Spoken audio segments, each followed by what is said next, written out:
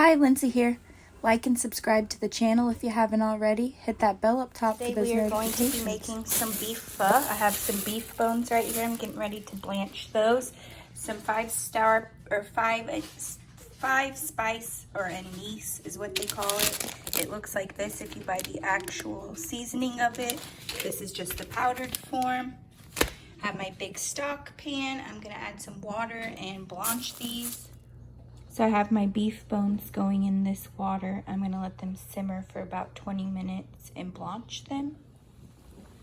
Okay, so my beef bones have been blanching for 20 minutes. You see all that nasty stuff that's on the rim of it? I'm going to drain this and then use the beef bones to. So I'm going to drain this off and I'm gonna use these bones to make a stock. Here's the drained beef bones and I'm gonna add those into the oven on a baking sheet and bake those until they start to get nice and brown. And then I'm gonna use those to create a stock. While I'm waiting for those bones to cook in the oven for a bit, I'm gonna slice some ginger and I'm gonna take some garlic and just kind of smash it and throw it into this stock pan that I have full of water on medium-high heat. Okay, so I have my smashed garlic. I'm gonna drop that in. And then I'm gonna take my sliced ginger. Let's see, I have a handful of sliced ginger.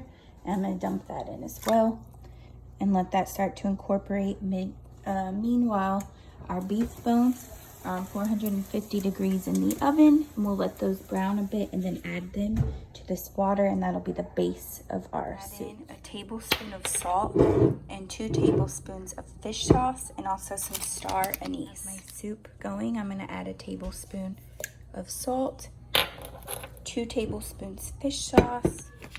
I got this 5-star powder from the Asian Mart. I didn't use very much of it, but I dumped a tad bit into my pho broth I have going with the star anise and the rest of the ingredients I've already added. And I'm just letting that get incorporated really well. My beef bones are still in the oven at 450 degrees and they're just about ready. I just pulled my beef bones out of the oven. See, they're still piping, sizzling hot. And what I'm gonna do is remove these from the baking sheet and I'm gonna add this into my broth. Now we have our beef bones in there. And we're just gonna let this broth keep simmering for a good 6 hours. Here's my pho broth. It's been going about 3.5 hours now. See how it's brown? All those seasonings have incorporated really nicely. The bones are still in there. We're never gonna take the bones out. Just keep letting it cook. It smells so good. Okay, so here is the noodles. And I have them soaking in water, letting them get soft. Still need to soak more. And the broth is good. It's been about 6 hours now. Okay, so here I have the noodles.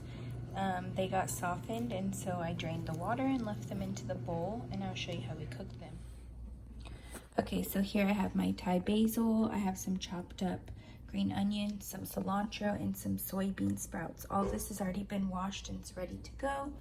Now I am going to take my meat out of the packages. I have this thin sliced ribeye, and I have these Asian beef meatballs.